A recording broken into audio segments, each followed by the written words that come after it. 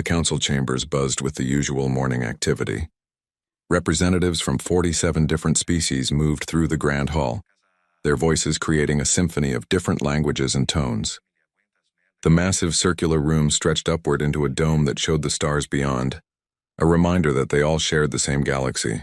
Hyun arrived early as always. She represented the Velkari coalition, a position she had held for 12 years.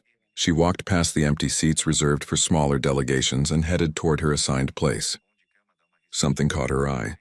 The human section stood completely empty. This was unusual. Humans were always punctual, sometimes annoyingly so. Their lead ambassador, Dae-hyun, had never missed a session in the 5 years since his appointment. Hyun looked around, expecting to see the human delegation rushing in late, but the entrance remained clear. Ji-won noticed it too. The Trandosian counselor leaned over from his seat. "Where are the humans?" he asked, his voice carrying concern rather than curiosity. "I don't know," Hyun replied. She accessed her communication panel and searched for any messages from Earth's delegation. Nothing appeared. No cancellation notice, no request for delay, no emergency transmission. The silence felt wrong. The session began despite the absence. High Arbiter Sunwoo called the chamber to order, his ancient voice still strong and clear. He acknowledged the empty human seats with a brief mention, noting that they would follow up with Earth's government after the session. Routine matters proceeded as scheduled. But Hyun couldn't focus on the trade agreements being discussed. She kept glancing at those empty seats, 12 chairs in a neat row, each one bearing the emblem of the Terran Authority. They looked abandoned, though that seemed like too strong a word. Yet what other word fit? During the mid-session break, Hyun approached Ji-won. "Have you heard anything from your contacts in the outer systems?" she asked. Ji-won shook his head. "Nothing. I checked during the economic report. All human colonies are showing active beacon signals, but no one is responding to hails." "That's impossible," Hyun said. "They have colonies on 47 worlds. Someone would respond." "You would think so," Ji-won agreed. Young Minji worked 3 levels below the main council chamber, in the Intelligence Division's monitoring center. She was relatively new to her position, having joined only 8 months ago. Her job involved tracking communication patterns and flagging anomalies for senior analysts. Around midday, her system flagged something unusual. She pulled up the alert and stared at it. Every single registered human transmission beacon had gone silent within a 6-hour window. 3 standard cycles ago, not offline. The beacons still transmitted their automated signals, but no actual communication accompanied them. Minji ran the search again, certain she had made an error. The results came back identical. She expanded her search parameters to include all human-registered vessels, stations, and settlements. The pattern held. Everything human had stopped communicating at almost the same moment. She forwarded the report to her supervisor and flagged it as high priority. Within an hour, she was summoned to the Council's emergency committee room. High Arbiter Sunwoo studied the data Minji presented. Around him sat 5 other senior counselors, including Ji-won and Hyun. They had been called together after Ji-won raised concerns about the human absence. "This data is verified?" Sunwoo asked.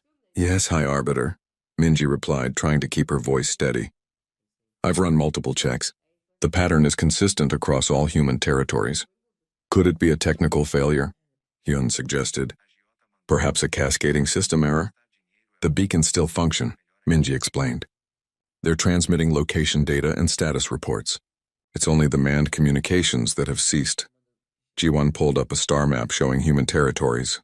They formed a scattered network across 2 galactic arms, connected by major trade routes. "If this were an attack, we would see signs of it. Distress signals, emergency beacons, something." "And if it were a mass evacuation?" Hyun asked. "Could they have left?" The room fell silent. The idea seemed absurd. You couldn't evacuate 47 colony worlds without anyone noticing. The logistics alone would be impossible. Sunwoo made his decision. "Commander Haeun, I want you to lead a reconnaissance mission to Sol System. Take a full investigative team. Ji-won, you'll accompany them as council representative. Find out what happened to the humans." Haeun was a decorated military officer who had served the council for 3 decades. She assembled her team within hours. Besides Ji-won, the group included Young-ho, a scientist specializing in abandoned settlements, and Yoonji, a linguistics expert who had studied human culture extensively. The journey to Sol system took 6 days at maximum fold speed. During the trip, the team reviewed everything they knew about humanity. Humans had joined the Galactic Council 80 years ago, shortly after they developed faster-than-light travel. They had been model members, cooperative, innovative, and generally peaceful. They contributed significantly to technology exchanges and had mediated several interspecies disputes. They showed no signs of discontent, Jiwan said during one of their briefing sessions. No political upheaval, no economic collapse, no external threats that we knew of. Maybe that's the key phrase, Heian replied. That we knew of. They emerged from fold space at the edge of Sol system. Earth hung in the distance, a blue and white sphere that looked perfectly normal. Heian's sensors detected active power grids, functioning satellites, and operating orbital stations. Everything appeared fine except for one detail. No one responded to their hails. The team approached Earth cautiously. Heian kept weapon systems ready, though she couldn't imagine what they might need to fight. They passed several human vessels on the way in, each one drifting with active engines but no crew responses. They entered Earth's atmosphere and descended toward the largest human city.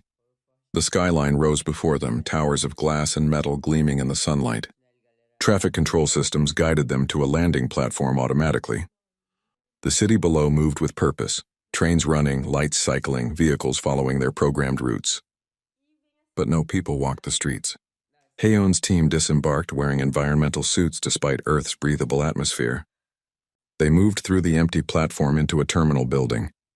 Inside, shops stood open. A cafe had cups of liquid on tables now cold. A newspaper lay on a bench dated 3 cycles ago. It's like everyone just vanished, Yoonji whispered.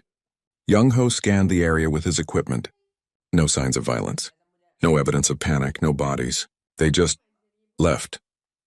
Jiwan stood in the center of the terminal, turning slowly to take it all in. But where did they go? And why didn't they tell anyone? Those questions hung in the air, unanswered. Heian's team spread through the city, documenting everything. They found homes with meals half-eaten, laboratories with experiments still running, schools with lessons written on boards. Everywhere they looked, they found evidence of life interrupted, but no evidence of what interrupted it.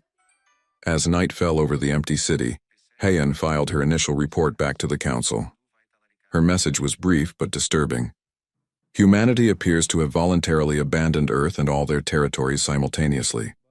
No signs of force or coercion. Reason unknown. Continuing investigation. In the council chambers far across the galaxy, High Arbiter Sunwoo read the report. He looked at the empty human seats and felt a chill that had nothing to do with temperature. Something unprecedented had happened. Something that shouldn't be possible. Humanity had left the galaxy. And they hadn't said goodbye. Commander Heian's team spent 2 weeks exploring Earth and its neighboring worlds. Everywhere they went, they found the same disturbing pattern. Cities functioning without inhabitants. Farms harvesting crops that no one would eat. Power plants generating electricity for empty homes. It was as if humanity had simply stepped out of reality, leaving everything else to continue without them. The team expanded their search to Mars, then to the outer colonies in the Sol system. On Mars, they found research facilities still operating, experiments still recording data, and greenhouses growing food. But like Earth, not a single human remained. Young-ho spent his days analyzing the abandoned spaces, looking for clues.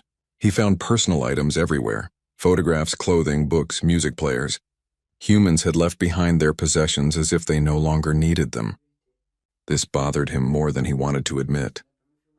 People didn't abandon their whole lives without reason. Yoonji focused on the digital records. Human computers remained accessible, protected only by basic security that the Council's technology could bypass. She found normal communications up until 3 cycles ago. Work emails, personal messages, entertainment records. Then everything stopped at once, as if someone had flipped a switch. On the 17th day of their investigation, Young-ho made a discovery on Titan, one of Saturn's moons. The gas giant loomed in the sky above as he explored a research station built into the ice. Deep beneath the surface, his scanners detected an anomaly, a sealed chamber that didn't appear on any station maps. Heian brought the full team to investigate. They cut through multiple security doors to reach the chamber. Inside, they found a climate-controlled vault containing data storage devices, unlike anything in the standard human technology catalog. These were quantum-locked, designed to resist tampering and decay for centuries. They wanted us to find this, Jiwan said, studying the vault's construction.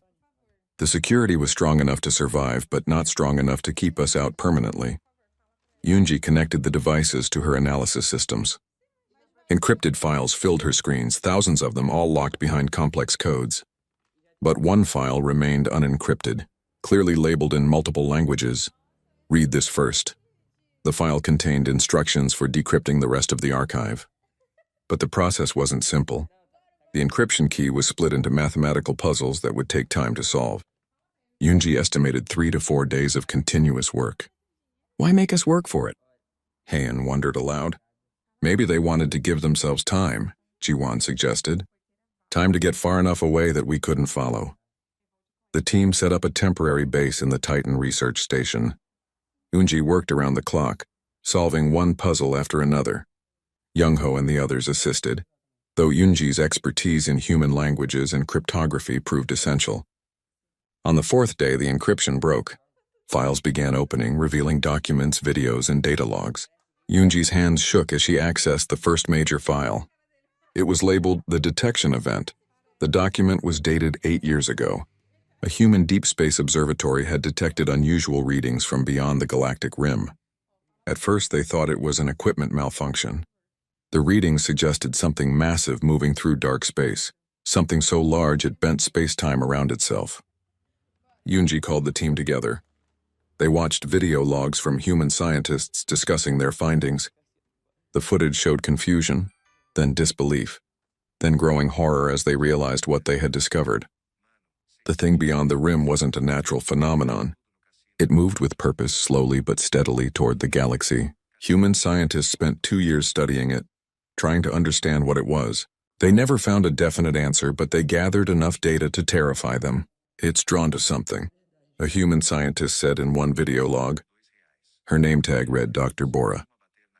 We're still analyzing the pattern, but preliminary data suggests it's attracted to certain quantum signatures, specifically those generated by advanced civilizations. More files revealed the terrible truth. 6 years ago, human scientists confirmed their worst fears.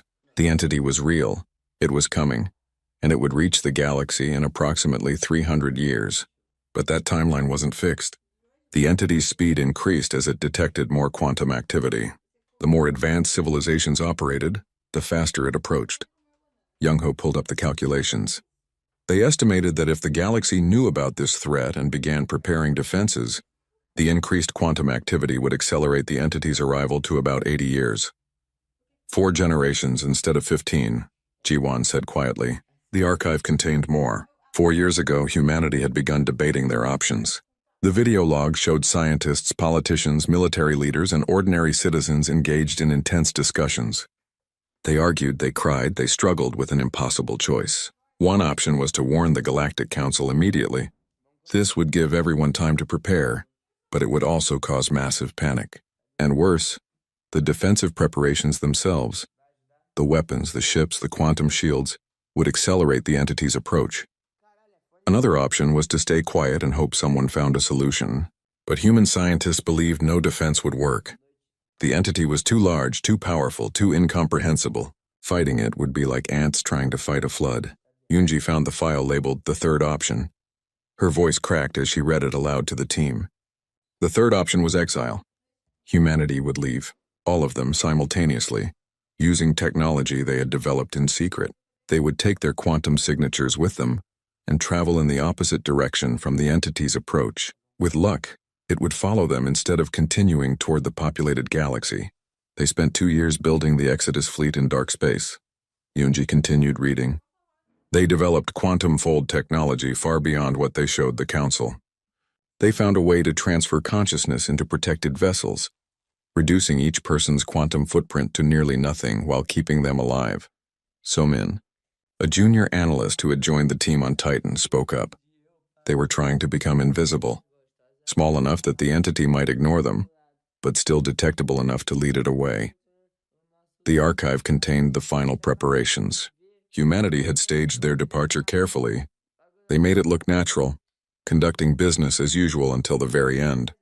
Then over a period of 6 hours, 3 cycles ago, Every human had transferred their consciousness into the waiting Exodus fleet, hidden beyond the galaxy's edge.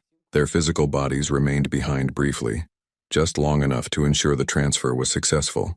Then those bodies had been dissolved at the molecular level, leaving no trace.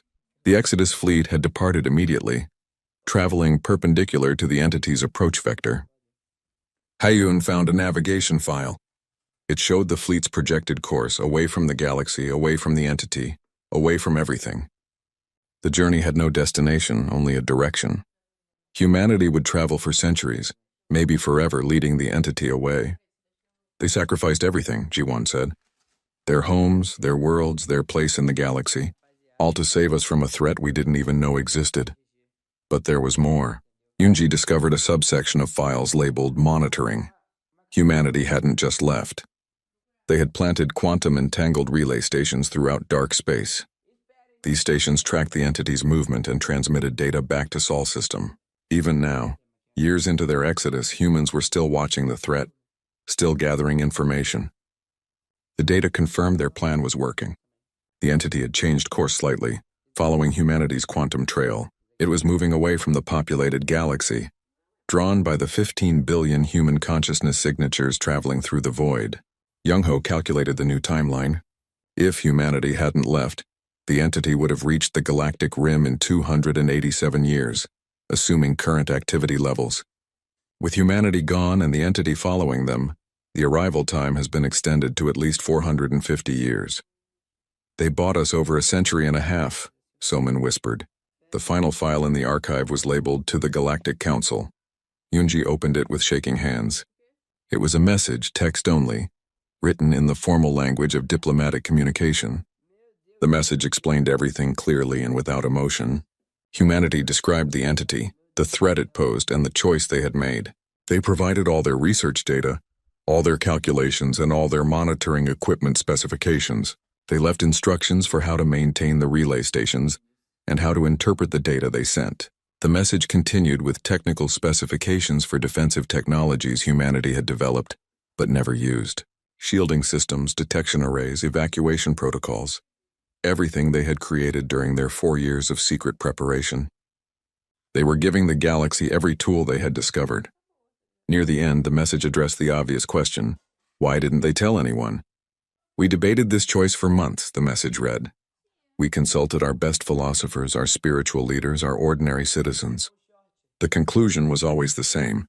Telling you would have forced you to make impossible choices under panic. It would have created political chaos and possibly galactic war, as species competed for resources to build defenses. The council chambers had never been so crowded. Every seat was filled, and additional observers lined the walls. News of humanity's departure and the reason behind it had spread through the galaxy like fire. Species from every corner of populated space wanted to hear the evidence and witness the judgment. High Arbiter Sun Woo called the emergency session to order. His voice carried the weight of his 140 years of service. We gather today to examine evidence regarding humanity's departure and to determine what verdict, if any, should be rendered.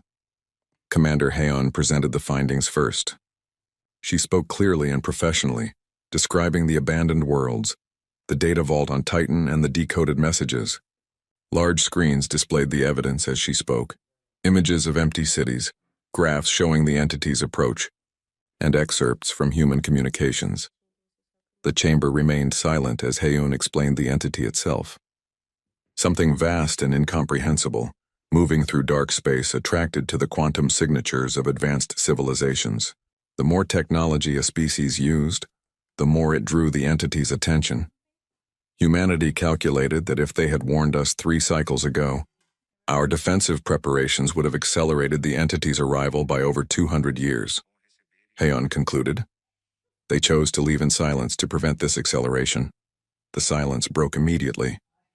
Representatives erupted into argument, their voices overlapping in dozens of languages until the translation systems could barely keep up. They had no right, shouted Seo-hyun, ambassador from the Praxis Federation. They made a decision that affects every living being in the galaxy without consultation. That's not heroism, that's tyranny. They saved our lives, Hyun countered. While we sat here debating trade agreements, they discovered a threat that would have killed us all and found a way to stop it. Sunwoo struck his resonance staff on the floor. The sound cut through the chaos, demanding attention. We will hear all arguments in order. Ambassador Seo-hyun, you have the floor. Seo-hyun stood, her breathing heavy with emotion.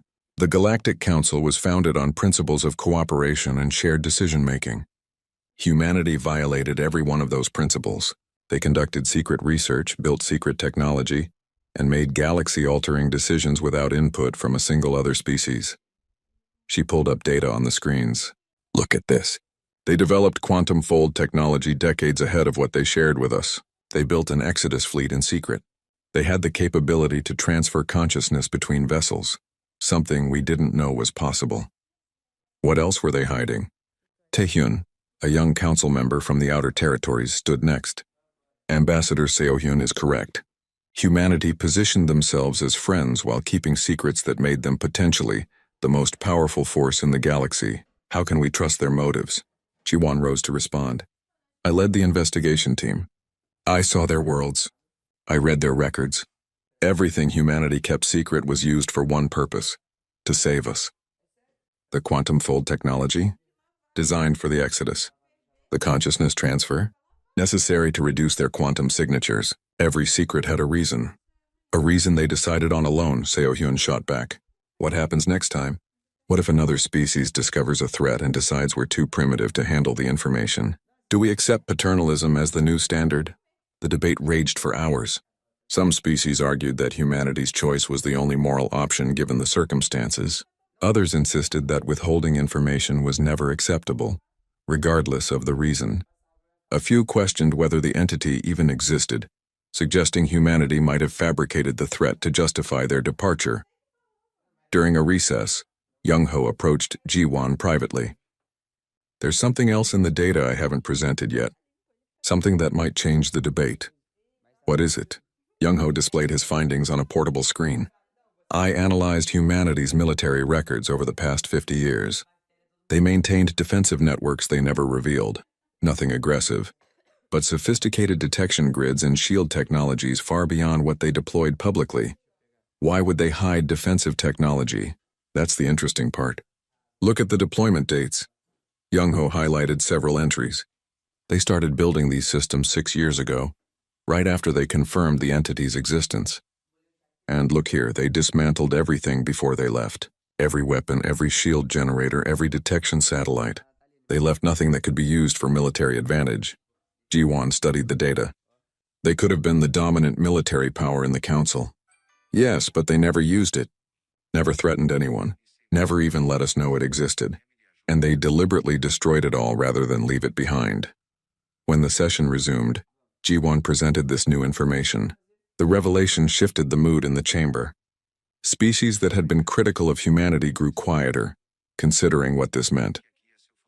Kyung-mi, an elderly scientist respected across multiple species, requested permission to speak. Sunwoo granted it immediately. I have spent the recess reviewing humanity's calculations, Kyung-mi said, her voice thin but clear. Their mathematics is sound.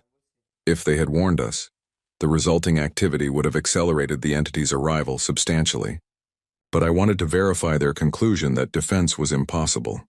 She displayed complex equations on the screens. Based on the data humanity gathered, the entity exists partially outside normal spacetime. Our weapons wouldn't harm it. Our shields wouldn't stop it. Every defensive preparation we might make would only serve as a beacon, drawing it closer and faster. So they were right? Someone called out.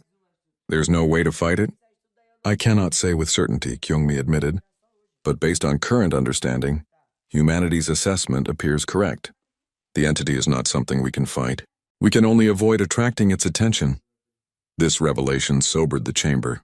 The debate shifted from what humanity should have done to what the Council should do now.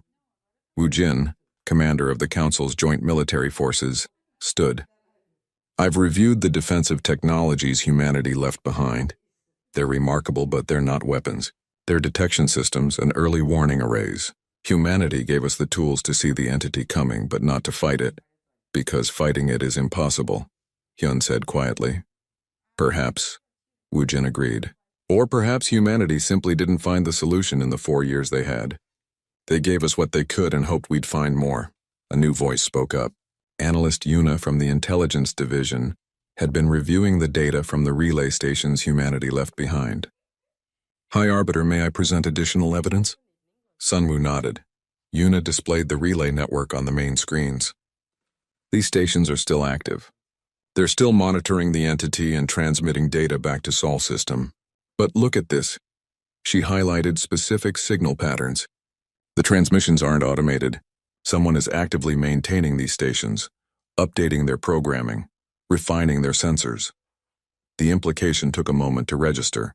Then So-min, who had helped discover the data vault, spoke up. Humanity is still out there, still watching the entity, still protecting us. They're not just running away, Ji-won added. They're leading it away while simultaneously gathering as much data as possible. They're still trying to help us understand the threat. The chamber fell silent again. This changed the nature of the discussion.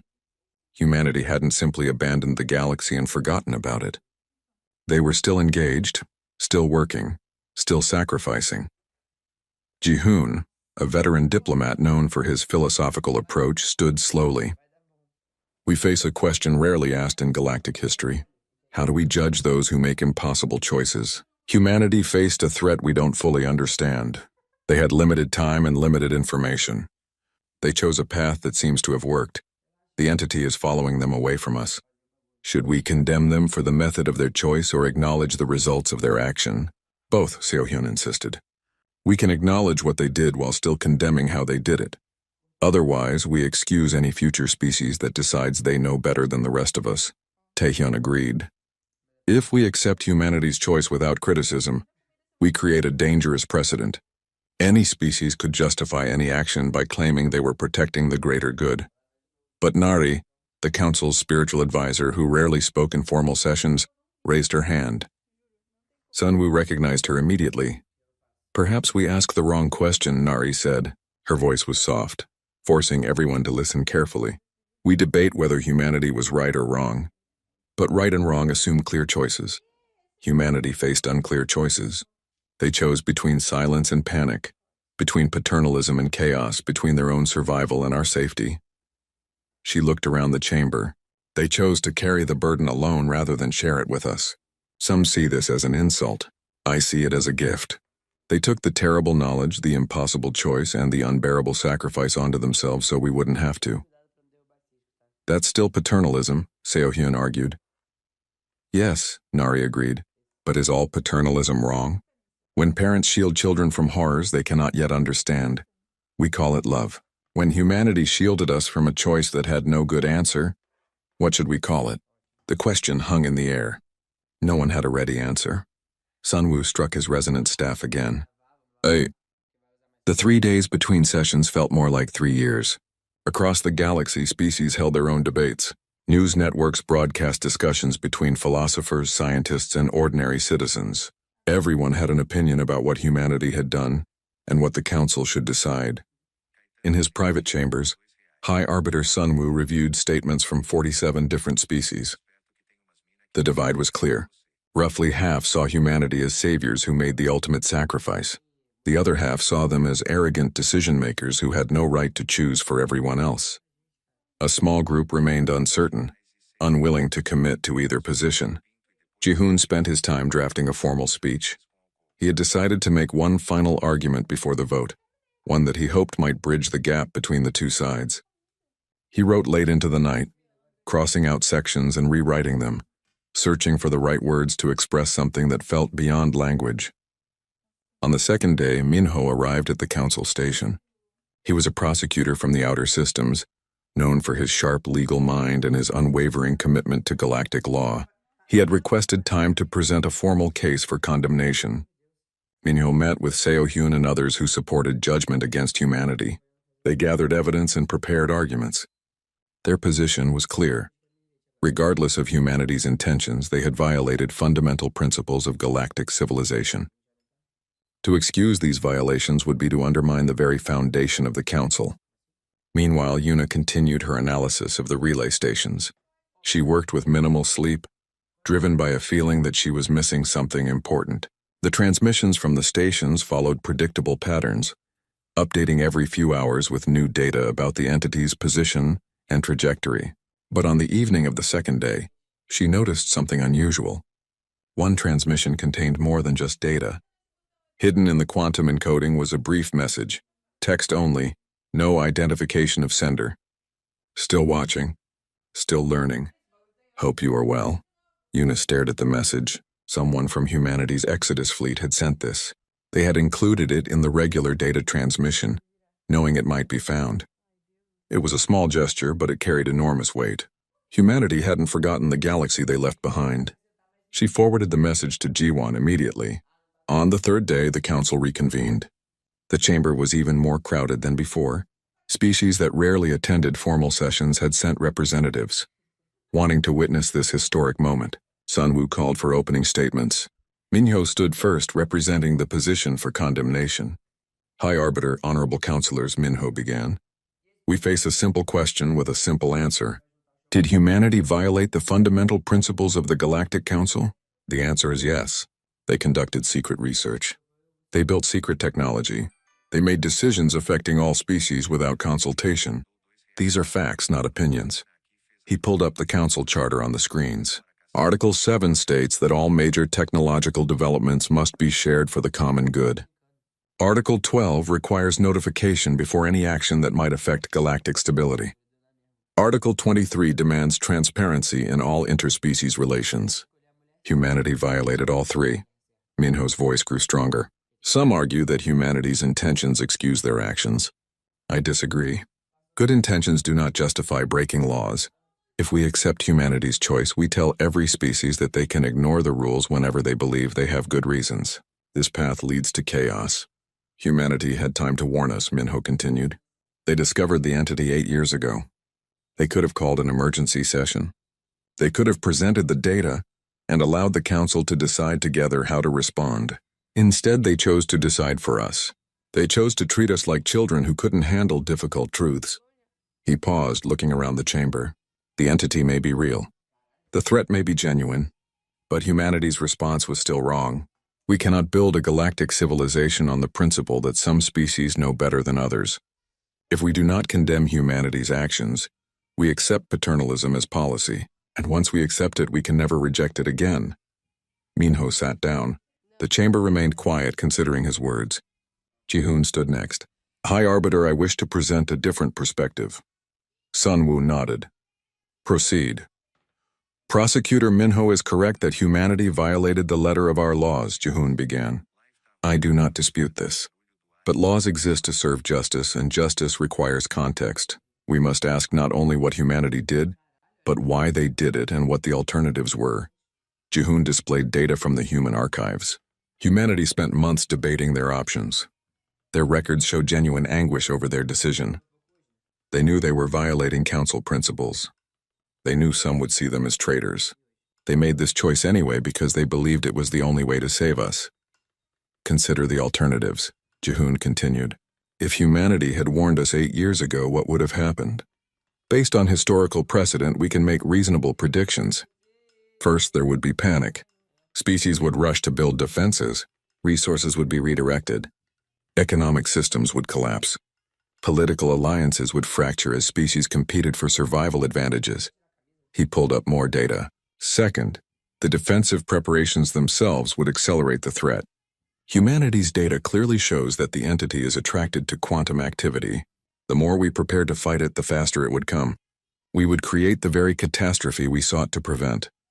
Third, and perhaps most important, there would be no good solution. Humanity's research suggests the entity cannot be fought with current technology. So we would spend decades in panic, building weapons that wouldn't work while the entity arrived centuries earlier than it otherwise would have. Jihoon's voice softened. Humanity spared us this fate. They took the burden of knowledge onto themselves. They took the burden of decision onto themselves. They took the burden of sacrifice onto themselves. They did this knowing we might hate them for it. They did it anyway. The chamber stirred with murmurs of discussion. But Prosecutor Minho is also right about one thing, Jihoon acknowledged. We cannot simply excuse humanity's actions because the outcome appears positive. We must establish principles that guide future choices. So I propose we ask a different question, not whether humanity was right or wrong, but whether we would have done better. He looked around the chamber. Would we have done better? If we had received humanity's warning 8 years ago, would we have made better choices? Would we have remained calm and rational? Would we have avoided the panic and the acceleration of the threat? Or would we have done exactly what humanity feared we would do? No one answered. The question was too uncomfortable. During a brief recess, Sujin approached several senior counselors with a concern that had been troubling her. She was young for her position, representing a species that had joined the council only 20 years ago. But her question was important. What if humanity's sacrifice is only temporary? She asked. What if the entity eventually loses interest in them and turns back toward us? Shouldn't we be preparing now, using the technologies they left behind? Do-yoon, the council's chief engineer, had been thinking about the same question. I've examined the technologies humanity provided. They're sophisticated but incomplete. The consciousness transfer technology that allowed their exodus is missing. Several key components of their quantum fold systems are absent. It appears they deliberately withheld certain information. Why would they do that? Sujin asked. 2 possible reasons, Do-yoon replied. Either they wanted to prevent us from following them and interfering with their mission, or they wanted to prevent us from making the same choice they made. Perhaps they saw their exodus as a unique solution to a unique problem, not a template for others to copy. This revelation troubled Sujin. So we can't follow them even if we wanted to? Not with the technology they left behind, Do-yoon confirmed. When the session resumed, Sujin presented her concerns. We debate whether humanity's choice was ethical, but we should also discuss what happens next. If the entity eventually turns back toward us, are we prepared? Should we be using this time to develop solutions humanity didn't find? Kyungmi, the elderly scientist, responded. That is precisely what we should be doing. Humanity bought us time, perhaps a century, perhaps more. We should use that time wisely, not waste it debating the ethics of how we received it. Nari, the spiritual advisor, stood once more. I wish to share a thought that came to me during meditation. We speak of humanity as if they were still here, as if we are judging beings who can hear our verdict. But humanity is not here. They are traveling through dark space, leading a threat away from us. Our verdict will not reach them. It will not change their situation. It will not alter what they have already done. She paused, letting this sink in. So who is this verdict really for? It is for us. We are deciding not what humanity deserves, but who we are. We are choosing what kind of civilization we want to be. Do we want to be a civilization that condemns those who sacrifice for others? Or do we want to be a civilization that acknowledges the complexity of impossible choices? We can be both, Minho argued. We can acknowledge humanity's sacrifice while still maintaining. The morning of the vote arrived with unusual quiet. The council station, normally buzzing with activity, felt subdued. Representatives moved through the corridors speaking in hushed tones, as if raising their voices might break something fragile. High Arbiter Sunwoo arrived early. He stood in the empty chamber looking at the human seats. In his 140 years of service, he had witnessed many historic moments. But this one felt different.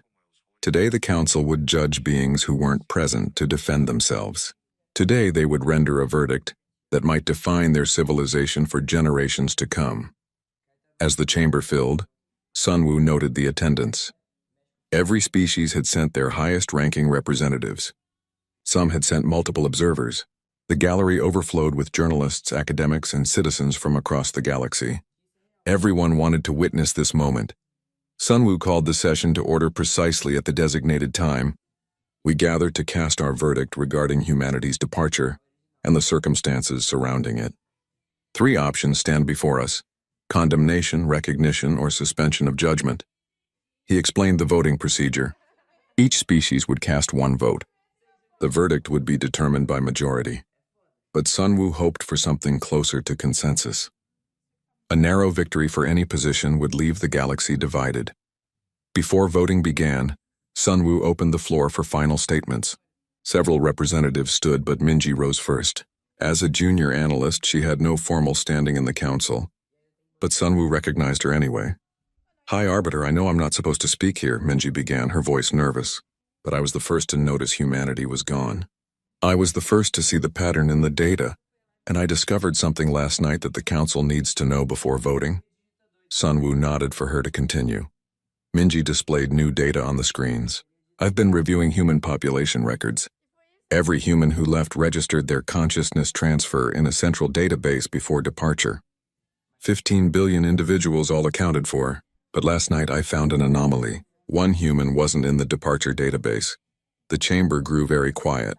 His name is Dr. Inwu. According to his records, he's a xenobiologist who studied entity-class phenomena. And according to medical records from Mars, he entered cryogenic suspension 3 cycles ago, the same time humanity departed. Jiwan stood abruptly. Where is he? Mars, Minji replied. The medical facility is automated. His suspension pod is still active, and it's programmed to wake him if certain conditions are met, specifically if the Council discovers and decodes humanity's archive. The implications rippled through the chamber. Humanity had left someone behind, a witness, someone who could answer questions, provide context, explain their reasoning directly rather than through archived files. Sunwoo made an immediate decision. Commander Haeun, take a team to Mars, wake Dr. Inwu and bring him here. We will delay the vote until he arrives. Haeun left immediately with a medical team. The council recessed, though no one left the station. They waited in common areas, discussing this new development in low voices. Some thought it changed everything. Others believed it changed nothing. One person couldn't speak for an entire species. The journey to Mars took 2 days at maximum speed. Haeun's team located the medical facility easily.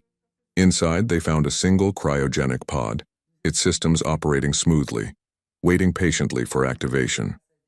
The medical team worked carefully, bringing Dr. Inwu out of suspension slowly to avoid shock. He was elderly. His records showed he was 93 when he entered cryosleep. His body was thin, his face deeply lined, but his eyes opened clear and aware. How long? He asked weakly. 3 standard cycles since humanity departed, Haeun replied. Dr. Inwu nodded slowly. Did you find the archive on Titan? Yes, we decoded it. The council knows everything. Then I suppose you have questions, Dr. Inwu said. That's why I stayed. Someone needed to be able to answer questions. They transported him back to the council station. Medical staff monitored him constantly, ensuring his aged body could handle the stress. Dr. Inwu used the journey time to review everything that had happened since humanity's departure. He read the council's debates, watched recordings of the arguments, studied the proposed verdicts. When they arrived at the council station, thousands had gathered to see the last human. Dr. Inwu walked slowly through the corridors, leaning on a support staff, observing the various species with scientific interest. He smiled slightly when he saw Jiwan. You led the investigation, he said. It wasn't a question. Yes, Jiwan confirmed. You knew we would find the archive. We hoped you would.